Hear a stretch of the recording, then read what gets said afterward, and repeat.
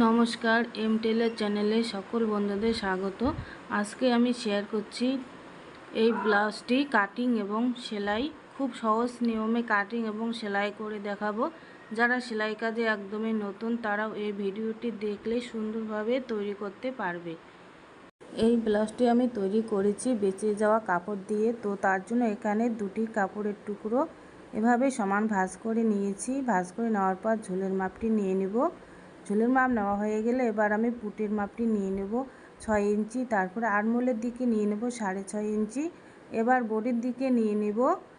নেওয়ার পর এবার বডি যত থাকবে 4 দিয়ে ভাগ করে এক্সট্রা 1.5 ইঞ্চি আমি সেলাইয়ের জন্য নিয়ে নেব। নেওয়া হয়ে গেলে এবার আমি কোমরের দিকে নিয়ে নেব। কোমর যা থাকবে 4 দিয়ে ভাগ করে আর 1 ইঞ্চি আমি টিকিনের জন্য নেব। নেওয়ার পর এবার 1.5 ইঞ্চি সেলাইয়ের জন্য নিয়ে নিতে হবে। তো এভাবে মাপগুলি নেওয়ার পর দাগ অনুযায়ী আমি সুন্দরভাবে মিলিয়ে দেব। তো এভাবে মিলিয়ে দেওয়া হয়ে গেলে আরমোলের দিকে 1.5 ইঞ্চি উপরে রেখে তারপরে রাউন্ড শেপ দিয়ে দেব। এবার গলার চওড়া নিয়ে নেব 3 ইঞ্চি। নিচের দিকেও আমি নিয়ে নেব 3 ইঞ্চি।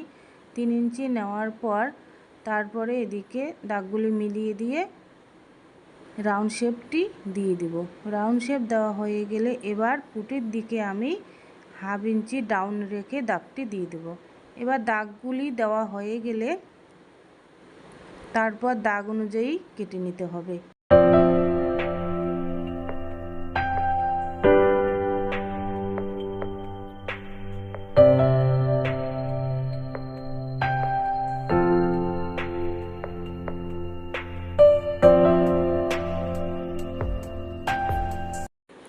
পিছন পাটটি কাটিং করা হয়ে গেল। এবার আমি সামন পাট কেটে দেখাবো। তো এই কাপড়ের টুকরোগুলি সমানভাবে এভাবে দুভাজে ভাঁজ করে নিতে হবে। তো দুভাজে ভাঁজ করে নেওয়া পর তারপর এখানে আমি ফর্মা বসিয়ে এই ফর্মা সমান করে দাগ দিয়ে নেব। দাগ দেওয়া হয়ে গেলে এই ফর্মাটি সরিয়ে নিয়ে এই দাগ অনুযায়ী আমি কেটে নেব। তো এভাবে এক একটা ফর্মা এভাবে বসিয়ে কেটে নিতে হবে। তো এখানে বেঁচে যাওয়া কাপড়ের টুকরো দিয়ে আমি ব্লাউজটি তৈরি করছি। তো কাপড়গুলো সুন্দরভাবে দুভাজে ভাঁজ করে নেবে। ভাঁজ করে নিয়ে যেদিকে বেশি কাপড়ের অংশ থাকবে সেই দিকে দেখতে হবে কোন দিকে ফর্মাটি বসবে। তো এভাবে আমি বসিয়ে সুন্দরভাবে দাগ দিয়ে এবার ফর্মা সরিয়ে এই দাগ অনুযায়ী কেটে নিচ্ছি। তো এভাবে কাটিং করে নিয়ে নেবে। তো বন্ধুরা বাড়িতে যদি বেঁচে যাওয়া কাপড় থাকে তো এভাবে এই বেঁচে যাওয়া কাপড়ের অংশ দিয়ে সুন্দর একটি ব্লাউজ তৈরি করতে পারবে। কাটিং করা কমপ্লিট হয়ে গেলে এবার আমি সেলাই করে দেখাবো। তো এই যে উপরের দুটি পাট এভাবে বসিয়ে তারপরে সাইডে একটি সেলাই দিয়ে দিতে হবে। সেলাই দেওয়ার পর তারপরে এভাবে ভাঁজ করে নিতে হবে। ভাঁজ করে নিয়ে তারপরে 1 ইঞ্চির মতো একটি সেলাই দিয়ে তারপরে এই বাটি তৈরি হয়ে গেল। তো এবার এই এস চিহ্নটা জড়িয়ে একটি সেলাই দিতে হবে। তারপরে কোমরপট্টি সেলাই দিতে হবে। তো এভাবে সেলাই করা হয়ে গেলে তারপরে উপর দিকে একটি চাপ সেলাই দিয়ে দিতে হবে। দেওয়া হয়ে গেলে তারপরে এবার হুক পট্টি লাগিয়ে নিতে হবে। তো এভাবে আমি অপর সাইডে পাটি তৈরি করে নিয়ে নিচ্ছি।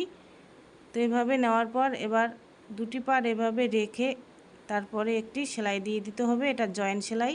তো জয়েন্ট সেলাইটি দিয়ে দেওয়া হয়ে গেলে তারপরে একটি উপরে লব সেলাই দিয়ে দেব। তো সামন পাটটি আমার কমপ্লিট হয়ে গেল। এবার আমি পিছন পাটটি সেলাই করে দেখাবো। তো প্রথমে আমি টিকিন দিয়ে দেব।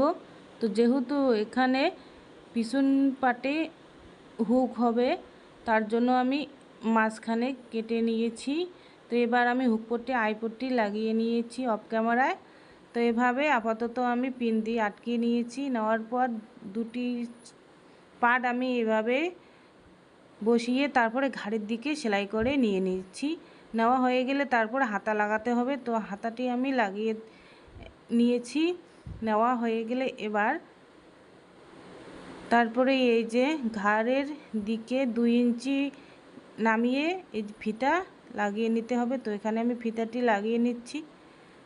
ফিতা লাগানোর পর এবার গলার যে পাইপিং লাগিয়ে নিব। এভাবে বসিয়ে পাইপিংটি লাগিয়ে নেবে। লাগিয়ে নেওয়া হয়ে গেলে তারপরে পাইপিংটি এভাবে রাউন্ড শেপের দিকে কুটকা কেটে দিতে হবে, তাহলে ভালোভাবে শেপটি চলে আসবে। তো এভাবে পাইপিংটি এবার সোজা করে নিয়ে চাপ সেলাই দিয়ে দিতে হবে। তো এখানে চাপ সেলাই দিয়ে দিয়েছি। তো সেমভাবে আমি কোমরের দিকেও লাগিয়ে নিব। তো এভাবে লাগিয়ে নিয়েছি। এবার উল্টো দিকে আমি দুপাশে সাইড সেলাই দিয়ে দেব। সাইড সেলাই দেওয়ার পর ব্লাউজটি কমপ্লিট করা হয়ে গেল। তো এখন আমি সোজা করে দেখাচ্ছি তো কেমন হয়েছে ব্লাউজটি কমেন্ট করে জানাবে। আর যদি ভালো লেগে থাকে তাহলে লাইক কমেন্ট শেয়ার অবশ্যই করে দিয়ে দিবে। তো বন্ধুরা, তোমাদের এক একটা লাইক কমেন্ট শেয়ার আমার অনেক উপকারে লাগবে। তো এখানে শেষ করছি ভিডিওটি। ভালো থাকো, সুস্থ থাকো।